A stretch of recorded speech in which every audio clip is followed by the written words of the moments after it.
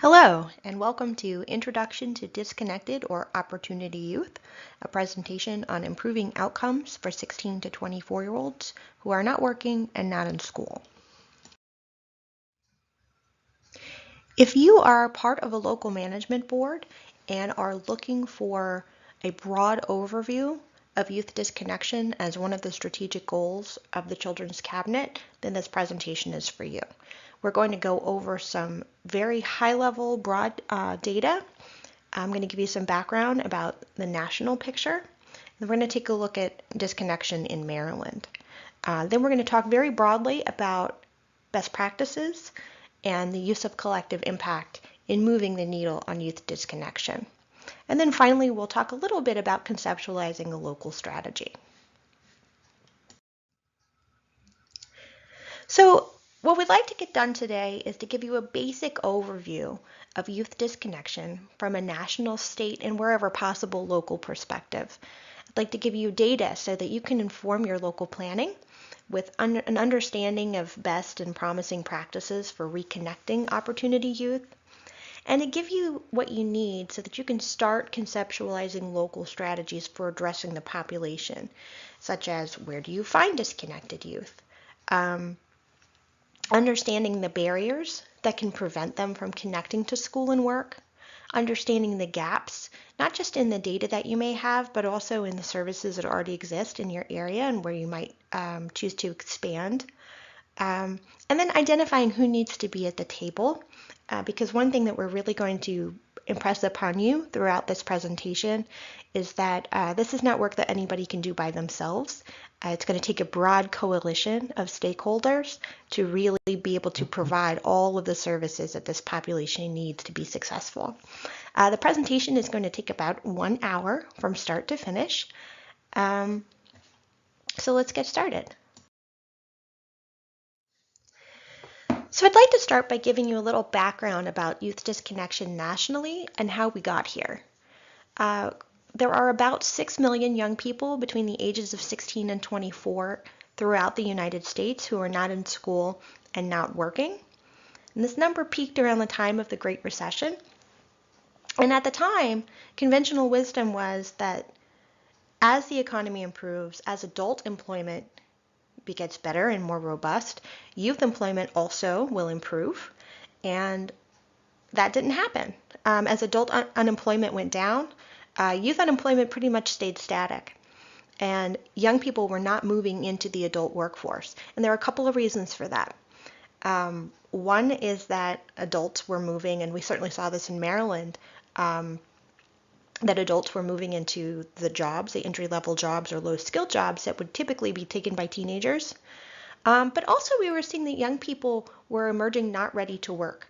Either they didn't have the skills that employers wanted, but otherwise were ready to go, or they weren't ready to work because they had individual or systemic barriers that were preventing them from being work ready. This is an issue that's not just impacting Maryland, it's impacting every state. It's impacting rural, suburban, urban areas. And this has been a really hot topic nationally for a couple of years. You'll hear me use the phrase opportunity youth as well as disconnected youth. And I like to use opportunity youth because it's more positive, but also reconnecting young people to work in school represents tremendous opportunity for the state of Maryland. Young people who become reconnected to work and to education are much less likely to live in poverty. They're much more likely to exhibit physical and mental well-being. They have stronger bonds. They're more likely to be part of their communities. And then for communities, the opportunity in reconnecting young people is that we see a strong correlation with lower crime rates. There's less spending on social services, and then young people become full economic participants, and so you see increased tax revenue.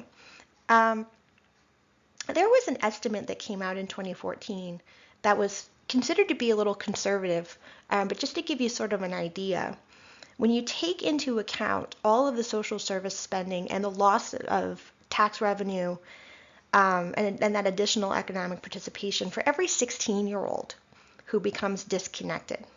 They're not working, they're not in school at 16. The estimate was that the cost to the United States was $14,000 for each 16-year-old. And that number goes up over time.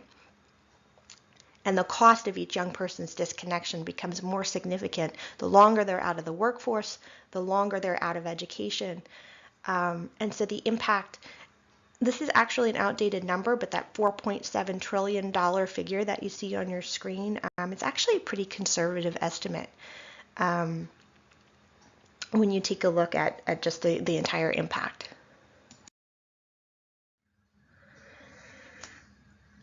I want to encourage you not to think about who might be at risk for becoming disconnected. If you're working with the local management board and you want to understand disconnection or opportunity youth in the context of the Children's Cabinet and the 4 strategic goals, it's not really about who's at risk of becoming disconnected, but it's more about who in your community is already disconnected, because that is going to be your target population. I can give you a little bit of background about who is disconnected nationally, but as you'll see on the screen, it's all over the place. There may be a young person that has dropped out of high school and does not have that diploma. It may be a young person who has already attained that diploma, but has not moved into post-secondary and has not moved into the adult workforce. In very rare instances, you'll talk about a young person that has a college degree and has just job scarcity in their area or some other failure to launch. But for the most part, that's not who we're talking about. But we are talking about a lot of different people with a lot of different subpopulations within them. And that's why the local data is going to be so important. However, one truism that exists nationally and exists across the state is that there are very wide disparities among disconnected youth by race. Black youth are far more likely, Black or African American youth are far more likely to be disconnected, and that is true nationally as well as statewide, than white youth or Asian American youth. Latino youth are also heavily overrepresented among disconnected or opportunity youth. One thing that's interesting about that, though, is that we're also seeing post-secondary enrollment and post-secondary completion rates among Latino or Hispanic youth on the rise. So that seems to be correcting, although there's still that overrepresentation there. There's not a similar correction happening among Black or African American youth. So those disparities are going to get more pronounced over time, we expect. So when we talk about Maryland, there are more than 85,000 opportunity youth here in the state. This is an issue that impacts the entire state, regardless of geography. So as you'll see, this is a chart that represents youth disconnection in the state of Maryland in 2014. The red bar is the national average, and all of the counties on the right side of that bar are counties that had higher disconnection than the national average in 2014.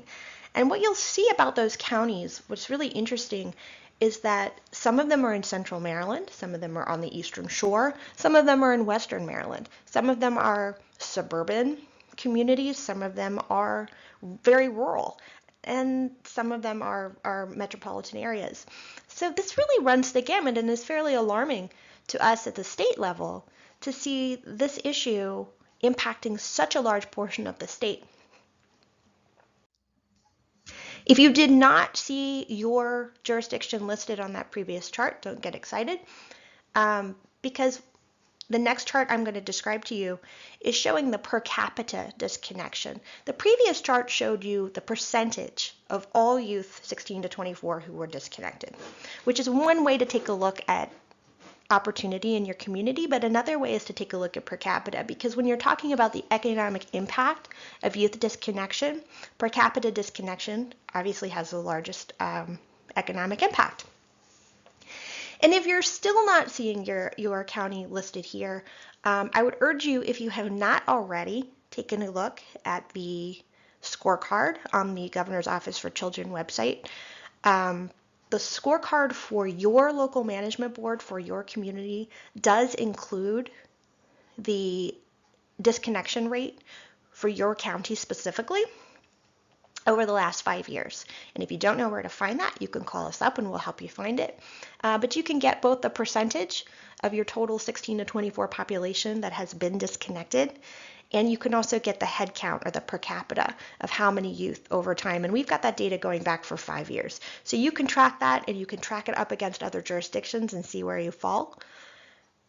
The one exception is Kent County. If you are working with a local management board in Kent County's small population does not permit us to get really good data from national sources about youth disconnection. But if you are listening to this presentation and you are representing Kent County, odds are very good that you're very aware of this issue because it's something we've been wrestling with for the last couple of years. All the rest of you have pretty great, pretty current data over the last 5 years.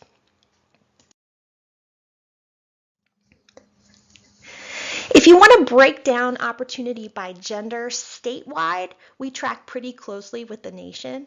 You'll see slightly more males than females are disconnected. That number is higher for that 16 to 19 age range. The more people are disconnected, the younger they are, which is good because we want to see young people moving into the adult workforce. If it gets flipped around, we get a little nervous. But I want to put a caveat here because the rates of disconnection by gender can vary really widely depending on which jurisdiction you're representing. So that's why it's really important to have local data so that you can understand the subpopulations of opportunity youth in your county. I'll give you an example. In Montgomery County, males outnumber females by almost 2 to 1. And in Baltimore, females are slightly more likely to be disconnected. In Cecil, females are much more likely to be disconnected. So it really depends on your local population. I'm just giving you the statewide picture here.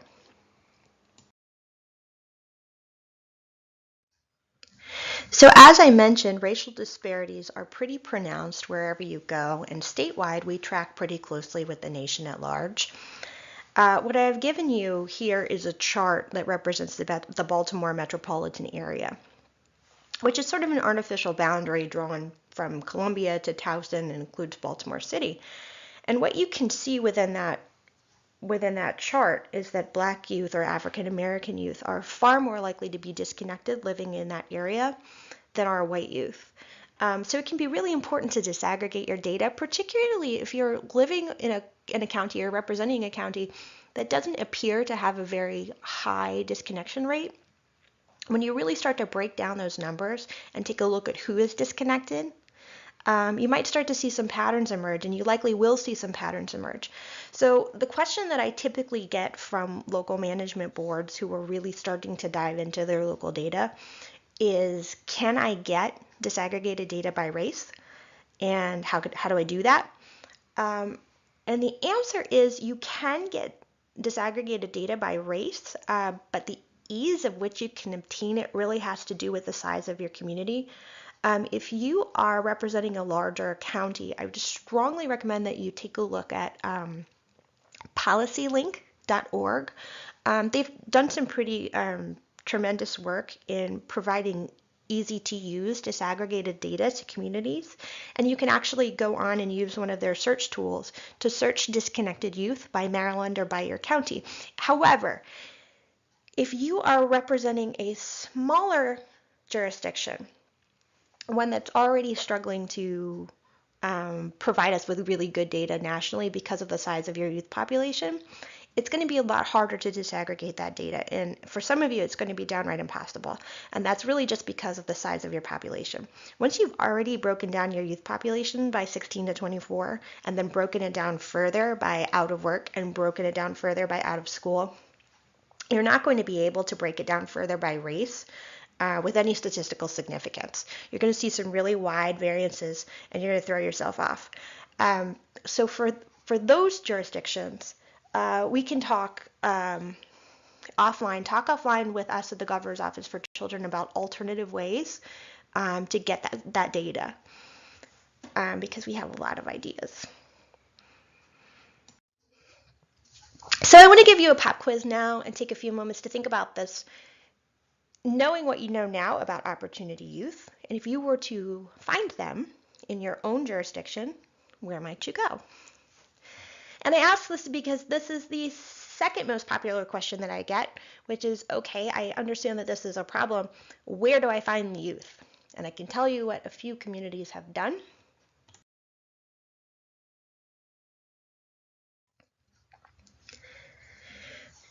If you are in a jurisdiction that has a robust summer jobs program, it's pretty common to take a look at the youth that are not being served by that program, either because they're too old or because they have too many barriers or for some other reason, and to say, okay, this is probably our disconnected population. Let's really dive into who's being turned away from our existing programs and start by trying to lower that number. If you have strong relationships with your public school system locally, your high school dropout rate um, can be a really rich source of information. A lot of the data that I like to use is from the Opportunity Index, which is produced by Measure of America. You can go to opportunityindex.org, type in your county or really any address and get a lot of really interesting information about disconnection where you are. If you have drop-in centers or connection centers, you may have noticed that young people are hanging around. We like to add now to that public libraries. The public libraries have been really helpful to us at a state level in terms of identifying who are disconnected youth, who are opportunity youth in the state of Maryland. What do we know about them and what appeals to them? What do they want? So I would really urge you, if you're not already working with your public library branches, to do that because they likely have a lot of insight into this population. Obviously, data sharing is excellent among your local agencies, any homeless shelters, independent living programs, workforce development. We're always happy to make those connections here at the Governor's Office for Children to your locals. If you don't already have those relationships, we are happy to help you facilitate those. And then also an emerging best practice that we've been seeing a lot in other places outside of the state, street outreach or youth-led engagement. So training young people who were opportunity youth to go back to their communities because they have an easier time forming those trustworthy relationships and doing the head counts or asking young people to identify their friends. And there are a lot of best practices for doing this work.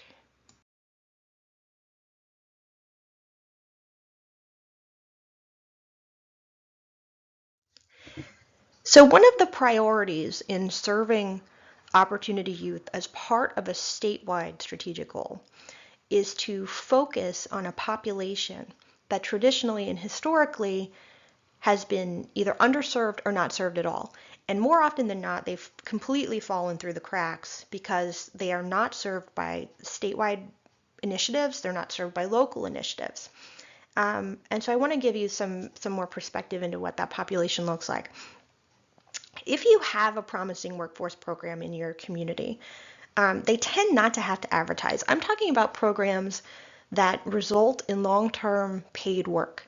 If you're lucky enough to have one of these in your jurisdiction, the odds are very good that they have more applicants than they have slots. And so as a result, they can take the cream of the crop. They can take young people who are absolutely ready to work, who have very few barriers, and are ready to get right to it. So who gets left behind as a result of this tend to have a lot more challenges. So it may be a young person who is a young parent and does not have reliable childcare or any childcare at all. It may be a young person with a criminal history. It may be someone who has basic skills that are less than ninth grade. We see very few programs across the state that will serve young people who have less than basic skills. Maybe a young person transitioning out of foster care and all of the challenges that come along with that. It may be a young person with a high functioning disability. We have a number of services at the state level for young people with disabilities. But not very many for young people who are high functioning or who are going to be bored by the kinds of jobs that can be provided to them through statewide interventions for young people with disabilities. So that may be a niche population for some of you.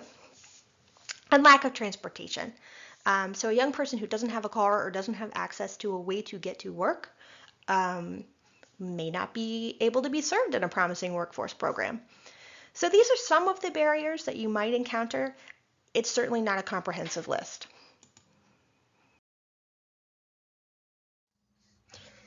Now I'd like to move into talking about best practices for reconnecting young people to work and school. And again, I really like to stress that we're not talking about prevention services. We're not talking about programs that will lessen the likelihood that a young person becomes disconnected later on. What I'd really like you to keep at the front of your mind is working with a population that is already disconnected. So what is that necessarily going to rule out for you? It means you're going to be working with young people who are older, 16 to 24.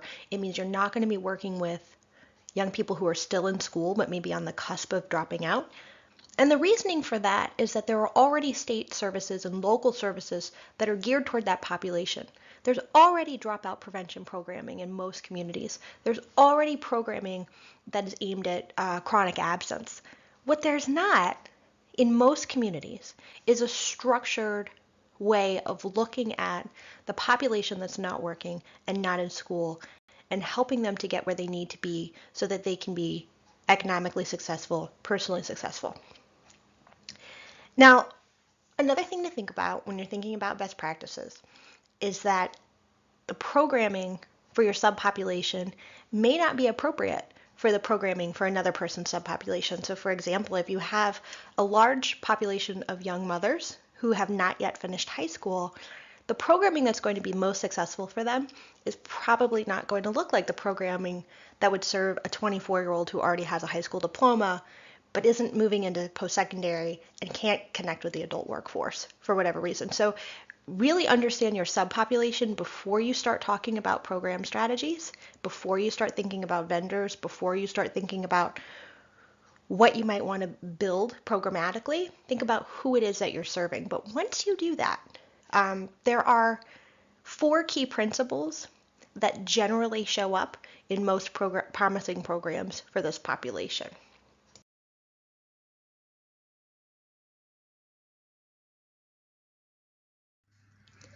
So the first one is flexible pathways to educational attainment, and the key word there is flexible. Creating multiple pathways to re-enrollment so that you can meet young people where they are and provide lots of different alternatives, particularly for young people who have dropped out of high school or who have dropped out of post-secondary. It's probably not appealing to them to go back. And you'll have a lot more success in terms of engaging and retaining young people if you're increasing access to alternative types of programming. So for example, accelerated programming, where you can get your credential within 10 weeks, for example. Dual enrollment, where you're actually spending time on a college or a community college campus, but obtaining that high school diploma and earning credits towards your post-secondary at the same time. Bridging programs. Really any kind of program that reduces the amount of time that you have to spend in a building is very attractive to young people because a lot of them, in fact, most of them are really ready to go out and start making money. And so anything that you can do to reduce the amount of time that it takes to obtain those educational credentials has been shown to be pretty promising. Flexible scheduling and especially providing childcare, whether that's on-site or through some kind of partnership. Most of the promising practices that we've seen have included childcare as one of these components.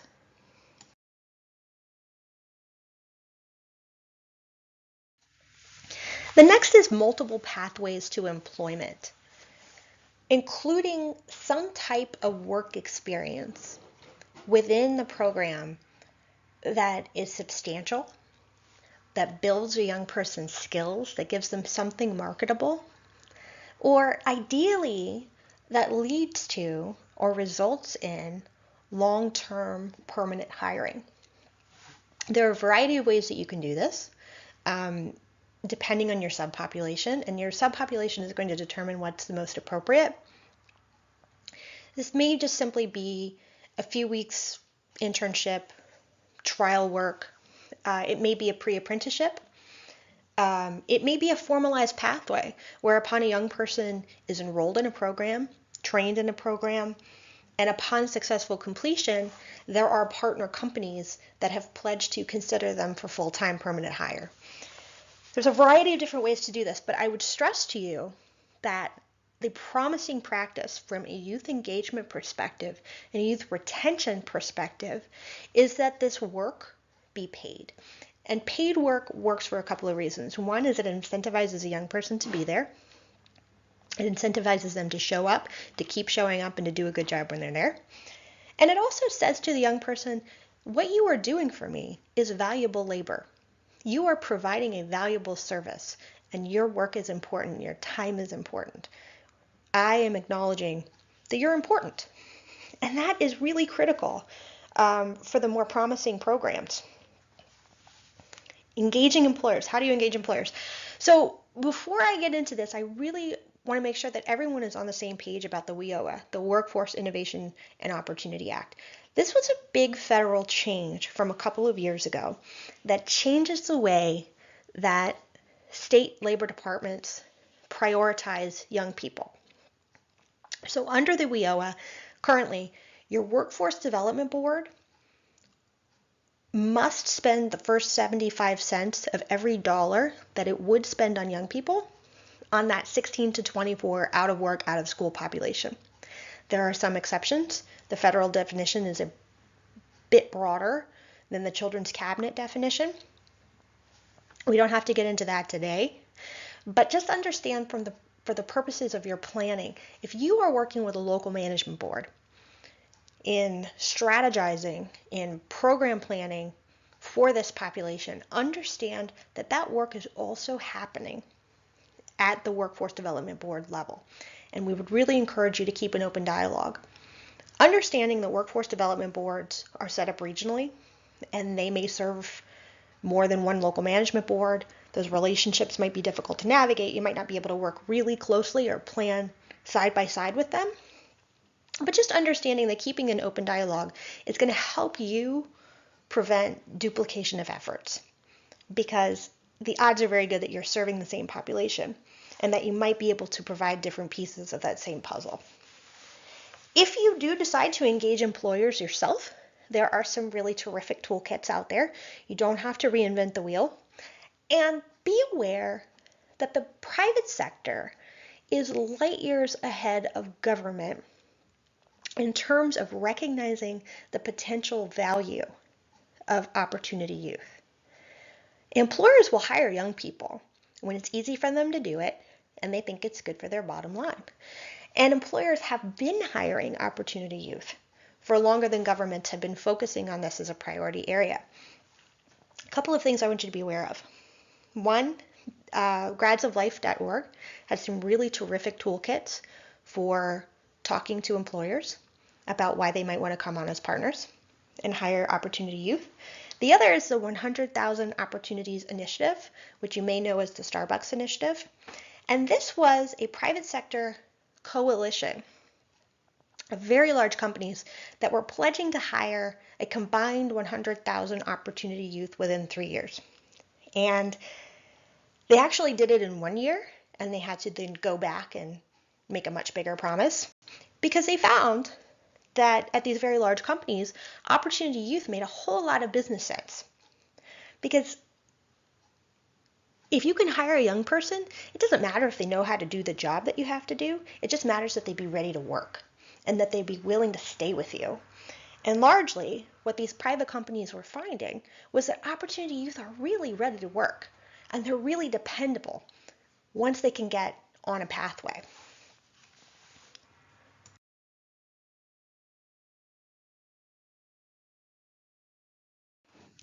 Next is soft skills and mentoring. We just talked about how employers are usually pretty willing to hire a young person that doesn't have technical job skills. They're willing to train. What they're not willing to train is soft skills. Usually an employer that participates in a promising program has an expectation that when a young person is sent to them, that young person is going to have developed strong soft skills. And when we talk about soft skills, we're talking about the non-technical characteristics of a competent and trustworthy employee. So part of it is social skills, the ability to get along with other people, to communicate, to listen, to pick up on nonverbal cues. Part of it is self-control, the ability to focus on a project, to hold your attention, to manage your emotions, not to let the outside world get in between you and the work that you have to do. Part of it is higher order thinking. So you don't freeze up when you're asked to make a decision. You can solve a problem. You can think critically. And part of it is positive self-concept. To be confident, to be open, to be able to receive constructive feedback, to be self-aware. So typically, soft skills training takes place at the beginning of a program. And there may be soft skills checkups throughout. So depending on the model, we've seen models where there's a soft skills boot camp at the beginning of the program, and this can last anywhere from 2 days to 6 months, depending on the model.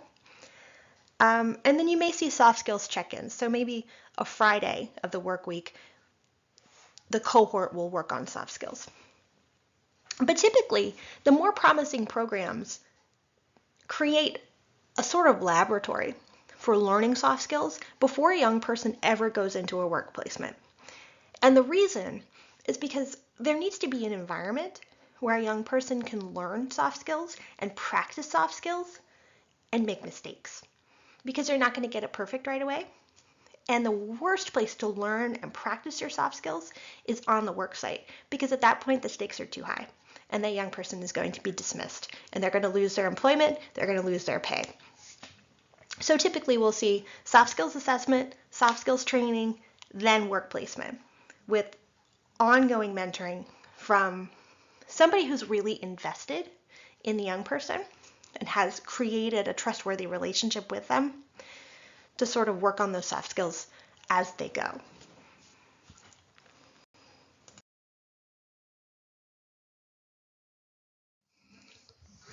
And finally, community engagement. And this is really interesting. There was a study that came out recently that showed that volunteerism and group membership, we all know this is critical to building professional networks. We all know that it's who you know that is most likely to get you your next job. And so the more people you know, the more likely you are to be connected. But what the study found was that participation in community engagement or participation in a group was linked to really sharp reductions in overall disconnection, but especially among the people who were most likely to be disconnected. So just by getting outside of yourself, by getting outside of your house in a formal or informal way, you are much less likely to stay disconnected. So we've seen this in a number of different models. There's a lot of different ways to do this. You may combine community engagement with soft skills training. It may be part of your mentoring relationship, or it could be very informal. So you may participate in a civic or service organization like AmeriCorps. You may go to church on Sunday, or you may join a sports league, or you may have very informal community engagement, like you play basketball with the guys on your block, and you play maybe a couple of times a week whenever people are around. Or there's a woman across the street from you, and you help her bring in her groceries, or you watch your kids from time to time. It doesn't have to be formal. It doesn't even have to be frequent to have an impact. The purpose is to reduce the isolation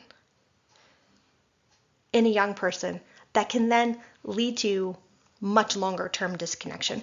So among our communities where mental health or substance use are really big issues, community engagement is going to be really key for you, because it's the kids who are isolating that we really worry about, who have this longer term disconnection. The kids who are willing to get outside of themselves and outside of their own heads and outside of their homes and connect with other people tend to be disconnected for a much shorter period of time.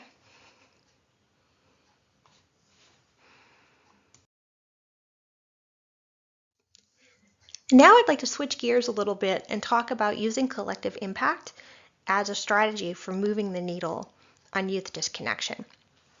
And collective impact has been a hot topic, not just at the Governor's Office for Children, but also throughout the funding community for the last few years, because collective impact is a strategy where different organizations can align their efforts to make a really big impact. Typically, what happens with a program that's trying to solve a problem, or an organization that's trying to solve a problem, is they'll have a small pilot population, and they'll serve this pilot population, and they might have good outcomes. But when your problem is really large, when almost a quarter of the young people in your community are disconnected, for example, a small pilot program is not going to have the kind of impact that you need to change the problem. And that's where collective impact comes in. So in 2012, the White House Council for Community Solutions undertook an audit of over 100 communities that had been very successful on moving the needle on youth disconnection. They had reduced total youth disconnection in their communities by more than 10% over a set period. And what they found was that by and large, these communities approached the problem using the strategy of collective impact. That it wasn't simply that one program was wildly successful, but it was that communities had engaged around the problem using the collective impact strategy to really make a difference in an intentional and structured way.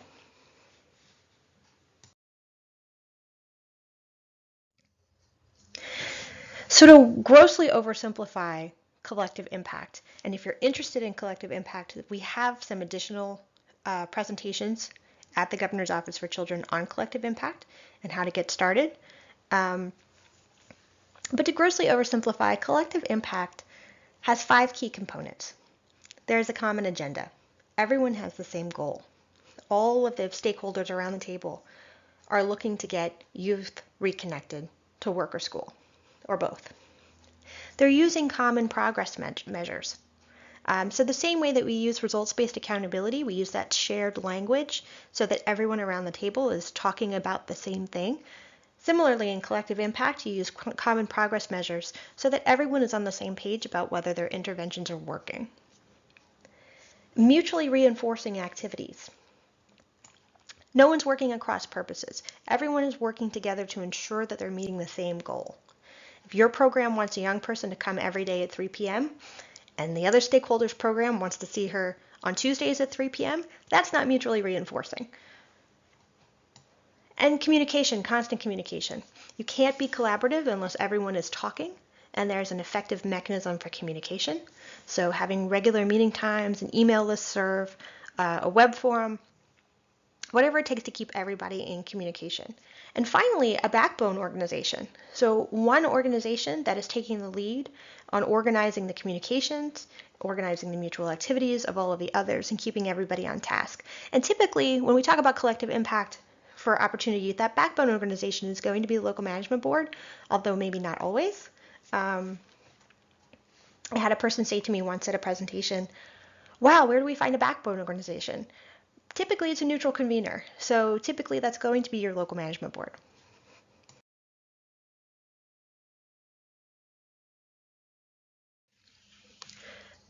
So we're going to take a look at a case study of collective impact in the real world as it relates to Opportunity Youth. And we're going to look at Work Ready Philadelphia. And Work Ready Philadelphia has been called by the Aspen Institute the only prominent initiative today that demonstrates the launch and implementation of a comprehensive collective impact approach for Opportunity Youth leading to measurable impact. And that's really just a lot of words to say that it's been around for a really long time, and so we're able to look at its results and see what worked. So the way Work Ready Philadelphia got started was there were a number of stakeholders throughout the city of Philadelphia that were impacting the Opportunity Youth population in some way. But they were all working in silos, and they all had their own agendas. So the Philadelphia Youth Network was working explicitly to reconnect disconnected youth to work and school. The mayor's office and the Chamber of Commerce were very interested in violence prevention, so they were running a summer jobs program with the goal of reducing violence in the city of Philadelphia. The school district was working with older youth, but their agenda was that students graduate from high school. So they were working on dropout prevention, dropout recovery. Private sector employers were also actually working with this population. They all had a number of different agendas. Most of them wanted to attract new talent, or they wanted to hire in diverse neighborhoods where they were serving. They wanted to invest in the communities where they do their business. And foundations were funding a little bit of everyone. And their agenda, of course, was impacting child and community well-being. So you had all of these players that were working with the opportunity youth population in one way or another, not talking to each other, not working together. And they all had their own agendas. So how does this actually work? Well, the Philadelphia Youth Network became the backbone organization of a collective impact strategy that was all organized around opportunity or disconnected youth. So Philadelphia Youth Network became the single point of entry for all disconnected youth and all employers who were looking to hire young people in the city of Philadelphia. And so Philadelphia Youth Network organized all of these stakeholders around a common agenda, which was connecting young people to the workforce. And collectively, this group selected common progress measures. They started with the number of youth who were rejected by the mayor's summer jobs program, either because they were too old or because they had too many barriers. And they wanted to take a look at that number over time and see, because it was over 1,000, it was over 8,000, it was over 8,000 young people were rejected every summer by that summer jobs program. And they wanted to tackle that population as their disconnected youth population. And collectively, using the resources that they already had and that they were already aiming towards this population, how could they, in a thoughtful, structured, intentional way, reduce that number over time? And over time, that's exactly what happened. As a result of this collective impact strategy, the over 8,000 young people who were rejected by the summer jobs program, that number was reduced, and it's down to a little under 1,000 today. And where did the other young people go? Well, they became engaged with school and with work. They became reconnected through a variety of initiatives that have been either expanded or piloted through this collective impact strategy. I want to show it to you in a different way.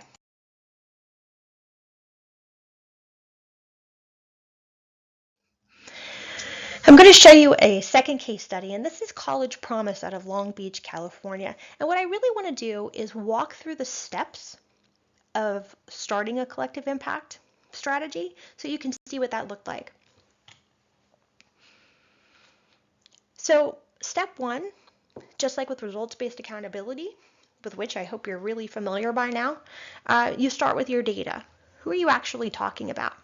And what College Promise in Long Beach found as part of their collective impact strategy was that large numbers of young people in Long Beach were becoming disconnected after high school. They were getting that diploma, but they weren't moving into post-secondary, and they weren't moving into the adult workforce.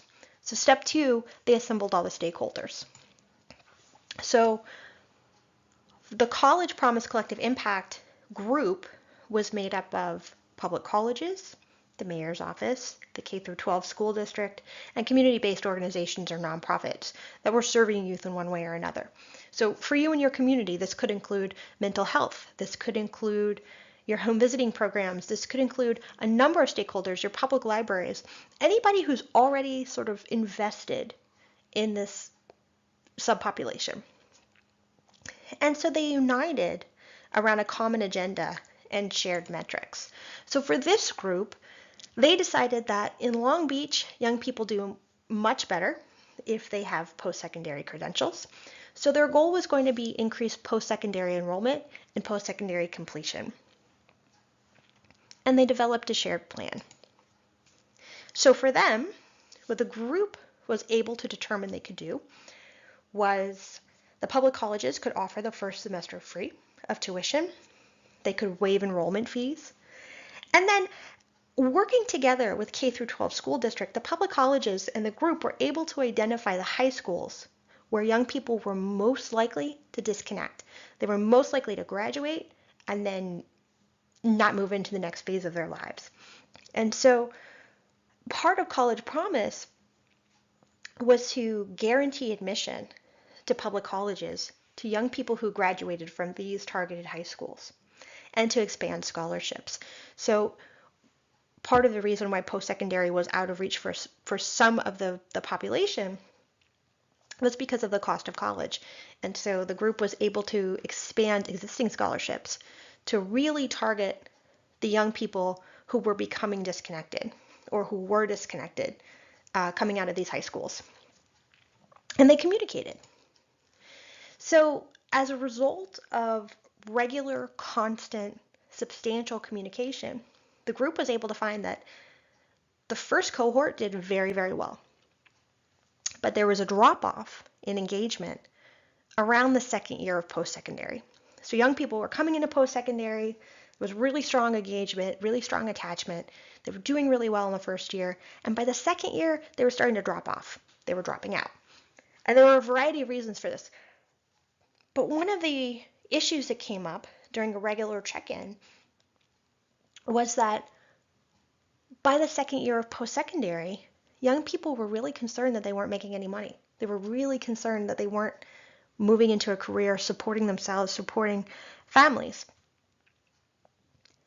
And the mayor's office, who was also part of this collective, sitting at the table and said, that's really interesting because we have some projects coming up and we had been interested in hiring outside of the office to perform some of this labor. What if we formalized it and created the Mayor's Fellowship, and we could limit it to College Promise students? And so College Promise students in their second year, when they are at risk of dropping off, could have the opportunity to become part of the Mayor's Fellowship, receive payment for valuable labor that they are providing for us, and hopefully continue with it throughout the program. So as a result of College Promise, there was a 43% increase in college enrollment and a 500% increase in course completion as a result of the collective impact.